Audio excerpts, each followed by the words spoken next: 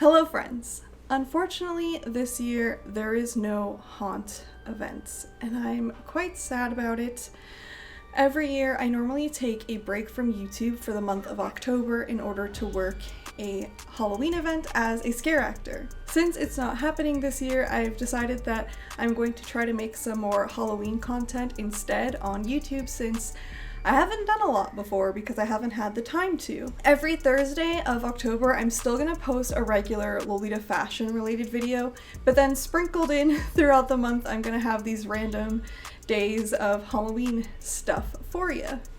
On Instagram, I asked what some things you might be interested in seeing in terms of Halloween content, and so many of you asked to hear a sort of history and evolution of my different haunt characters, especially since I've worked at 2 different parks. That's what we're gonna go over today. When haunt is a thing again, I want to continue working for the company that I work for, and they are very particular about certain information being shared or not shared on the internet.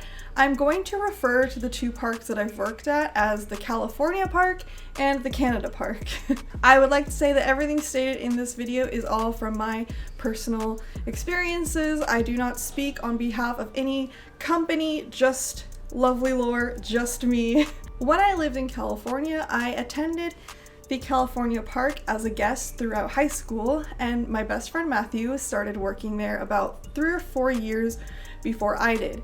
And I would go and visit him and see how much fun he was having, and he would share stories of all the fun it was to work this job, and I started to realize, wow, I really want to work here. This would be really cool, like dressing up and playing a character and interacting with people. That sounds like so much fun, and getting paid for it. What a dream. I was really intimidated and scared to try because sort of the culture with the California Park is that people work there for a very long time. They keep rehiring people, and it's really competitive, and there's a really big number of people who want to work there. The hiring process is also something that people have asked me about a lot, and it's something that I don't want to give away too much private information about it, but I will give you sort of a basic rundown of how it works. At the California Park, you apply online for a time slot,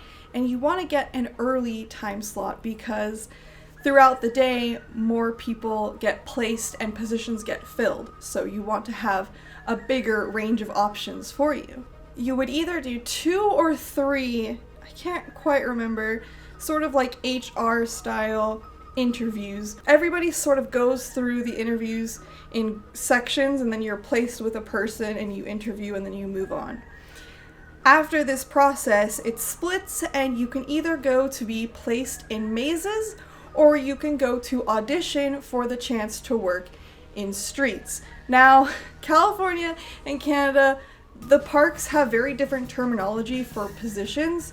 So California, it's called streets. This is where you're like a roaming performer.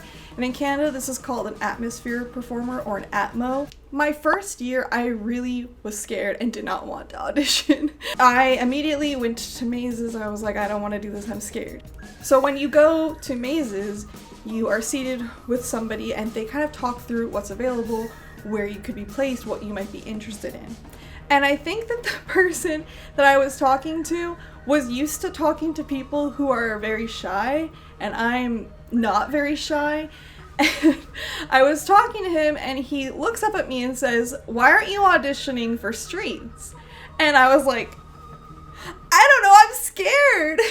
I also had this mentality that I thought I needed to kind of like serve my year in mazes before going into streets. Like, I wanted to become comfortable with working this job before I took on a more improvised, kind of more character-driven position. There was a new position called key rooms. Certain mazes would have key rooms at the start of them, and they were not accessible to every single person. This was not an experience that was available to general admission. You had to buy a special ticket to visit the key rooms.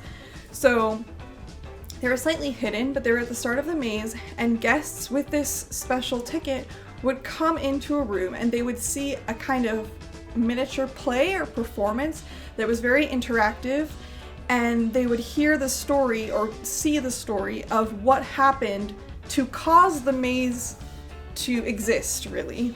The maze that I was placed into was Gunslinger's grave, and I was in the key room for that. And throughout the maze, there were these cowboy gang members called the Red Hand Gang, and then there were townfolk, and then also the Gunslinger. I was the Gunslinger's wife. I would open the door to guests with this special key ticket, and they would come in, and I would be trying to hide them from the Red Hand Gang. And I would explain that I was tipped off that our town is going to be attacked, and that they were after my husband, and that I was going to keep them safe and protect them.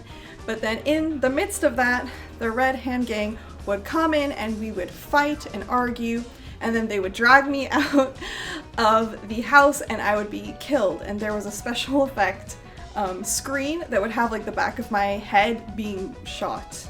We were given a script, but we didn't have to stick to it as long as we hit those key points, because we had cues to signal the other actors, to signal the effects.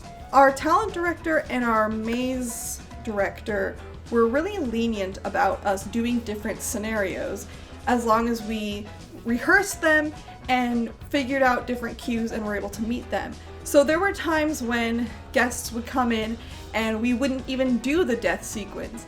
I would fight the gang members back and then let the guests go. There were times where I would decide to join the gang and then convince the guests to join as well. There were times when I would defeat their gang members and tell the guests like not to tell anyone and pretend like I'm dead. We didn't have a constant flow of people, so we had down times to rehearse and figure out different scenarios. And it was really cool because then guests would get different experiences, and on certain nights when the same guests would come through multiple times, we could give them a different show. The stage fighting was really fun, but doing it that much each night was really physically exhausting, and even though I wasn't actually getting hurt, doing the same motions, I would get really bad bruises on my arms, my legs. I've never been so bruised in all my life as that season. And also my dress reached the floor, so there were a lot of times when I would be fighting and I would trip over it and I would just like rip it open.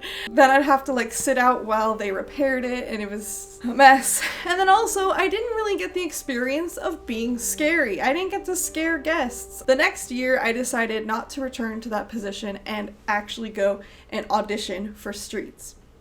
At the California Park, when you go and audition for Streets, you are in front of a panel of entertainment employees. I'm not exactly sure what their specific titles are, but they are the higher up people in entertainment. And they sit at a table and you are alone. And they will give you a random scenario. And then they will give you a scenario to act out in your character. And it's always good too to have multiple characters prepared, because you might start one for clowns and then they say, well, actually we think we want to see you in like the ghost area. So can you do like a ghost? The rehire auditions you do in a group. So you have other actors with you and then you all kind of do it at the same time. So then I got to be on Carnival. I was really excited, and I really didn't know what kind of clown I wanted to be. I had a bunch of ideas, but when I arrived there, I felt like a lot of my ideas were already fully developed characters by other people. I was like, I want to be a baby doll. There was already a girl who was a baby doll. I want to be a rag doll. There was already a girl who was a rag doll. Every single thing, I was like, what am I gonna do? At the California Park, the clown area is mostly in masks. A lot of the street areas, they all wear masks, and then there's a few people that have face paint or like prosthetics. Most people in the clown area who are wearing masks have them made by a third party. They get them approved through the costume department. I wore a mask that I'd actually bought through the California Park the previous year when they did their wardrobe sale, and there were some holes in that mask, so I covered the holes with buttons. As a few days went by, I wore that mask and it was really coming apart. I kept adding buttons to it. I always had buttons in my box. I remember like spilling buttons everywhere. And that's where I got the name buttons because I was constantly on my breaks sewing buttons to this mask. I decided that I wanted to get a mask made by the person who made the majority of the Street Talents masks. And I feel really conflicted about how to talk about this because I had a not great experience with the product that I received, but I feel like I'm the only person in the history of this artist's entire career who's had a bad experience. Everything else I've seen has been phenomenal, and I contemplated making this and not naming him, but I also want to give credit to his work. I don't want to not credit him, so I'm going to explain kind of where I think it went wrong. The year that I asked him to make a mask, I definitely was towards the end of like his window of time where he was doing it, and so he had already scheduled a lot of work. And I went into it and I wasn't super clear about what I wanted because I wanted to give him creative freedom, sort of, and I wanted to see what he would create. But anyone who does a creative career, creative project probably knows that when you're rushed, that's not the time to be experimental and try to have all this creative freedom, because when you're on these deadlines, you're just like pushing out content as fast as you can. But I should have like given him a step-by-step thing to follow. And then I received this mask.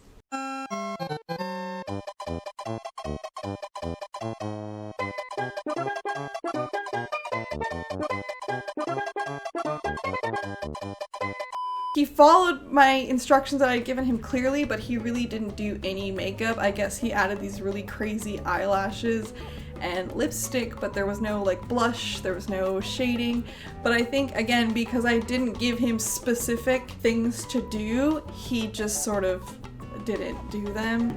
So I reached out to another friend who also does masks and sculptures and painting, and she was like, yeah, I can paint this in one night. And I was like, that's amazing, I will pay you, here's exactly what I want. And we met up and we talked about what I wanted, and she kind of mapped it out, and then she did a phenomenal job. She ripped the eyelashes off of it, added more buttons, gave it blush, shading, like it was perfect. And so the combination of his sculpt with her paint job gave me the absolute perfect mask, and I loved it, and that's the mask that I wore throughout my time at the California park.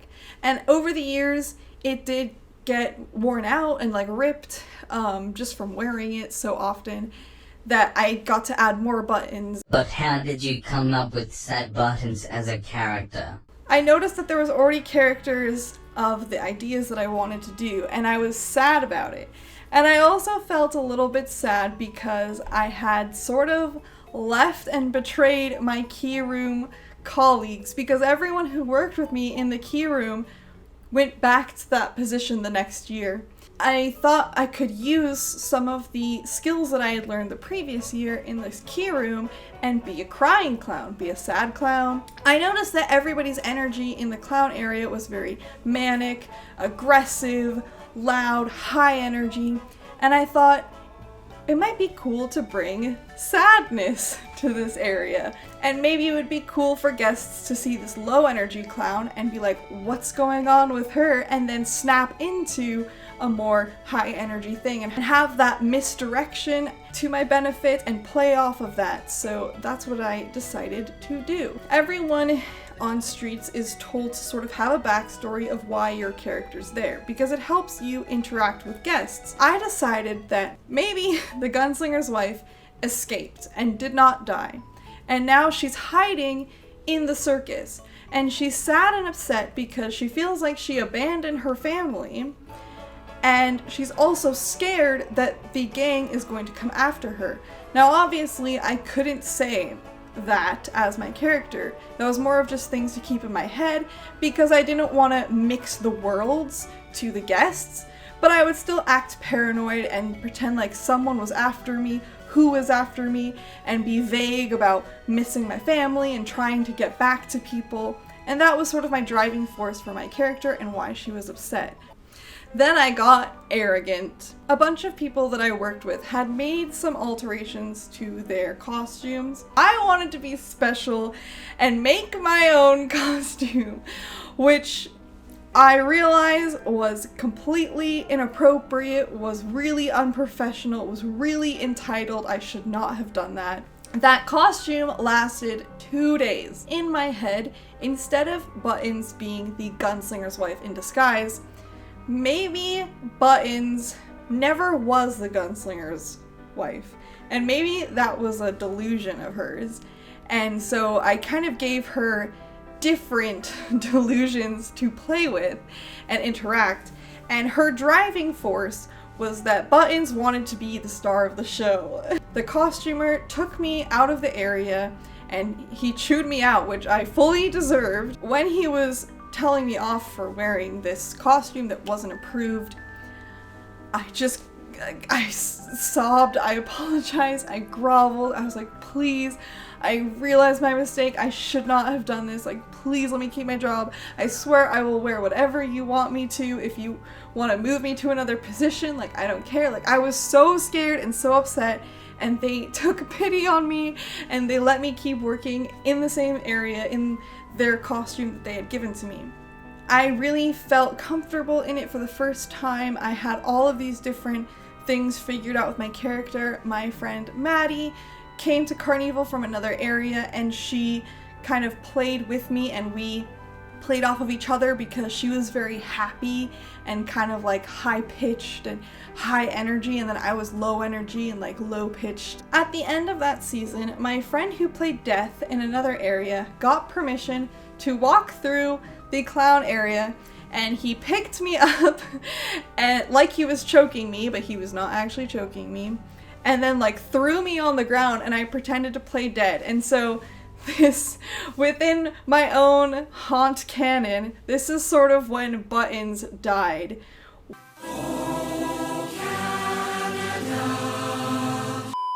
Buttons is now either dead or in some sort of purgatory, and that's the Buttons now, just sort of trapped. And that's what I used when I came to Canada as a driving force for my character. She kind of feels like she's invincible because she kind of is aware that this is a different reality. Things are sort of the same, but sort of different. Now, at the Canadian park that I work for, every scare actor is in makeup. Only certain people in mazes have masks. Everyone else has either painted makeup or prosthetics. And this was totally new to me, and it was really strange and something that I had to sort of get over because the mask had sort of become a comfort to me, and I felt like when I put it on, I was that character, and I felt less vulnerable. And there were even times when I would be walking around and I would be making crying noises, but my face was not actually doing anything because the mask was doing the work for me. The next year, I sort of did Buttons a little bit differently because I had black hair, and I sort of had an identity crisis. I wasn't really sure what to do because I felt like I wasn't clowny enough with just my black hair. So I started to sort of embrace this ragdoll idea that maybe Buttons is convinced that she's actually a play toy in like a much larger toy box, and that nothing's really real, everyone's just a bunch of toys. I think this brings us up to last year, and I was really sick of the dress that I was wearing. I thought it was really cute, but I just got tired of it because I'd been wearing it for 2 or 3 years in a row, and it had a crinoline built into it, and I found that I was trying to do more moves and kicks and things, and it was sort of limiting my mobility, and I was tripping over it like within my legs and it just kind of felt heavy, and I was also like bumping into things with it. A friend of mine who had worked the previous year was not coming back, so I knew that her costume was available, and so I wore this ballerina outfit, and I absolutely love it. I noticed that there was sort of a shift away from the super bright, colorful clowns, because the new costumes that they were making were more like gold, black and white, red. When haunt is a thing, I'm really curious where they're gonna go with that, because they started retiring more of the crazy colored outfits.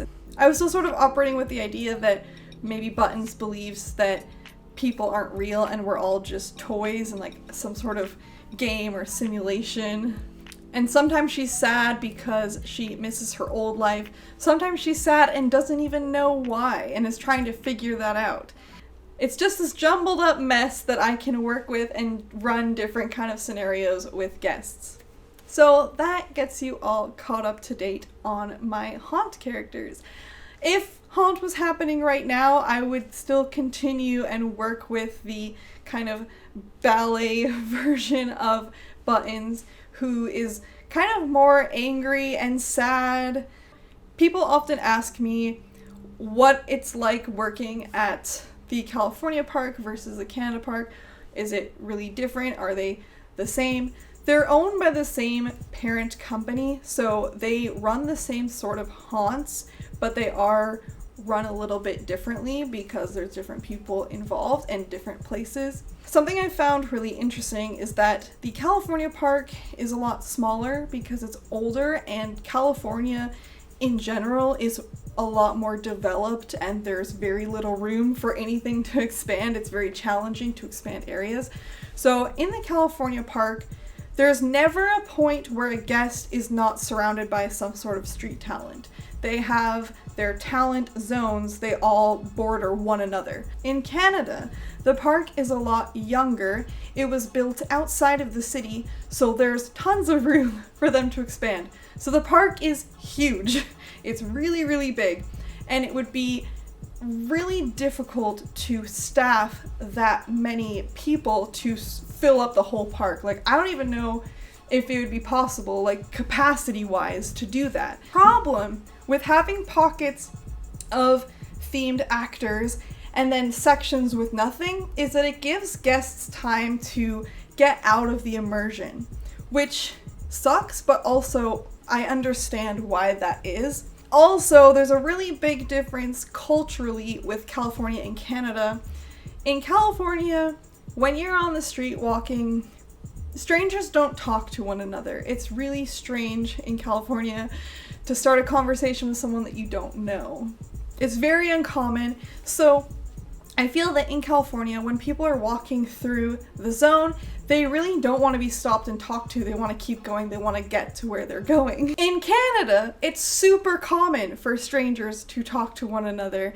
The stereotype that Canadians are nice and polite is, in what I've experienced, very true. To be completely honest, it's more challenging to scare Canadians because you come up to them and you're talking, scaring them, and they want to be your friend. They want to know you. They'll loiter. They'll stay in the area.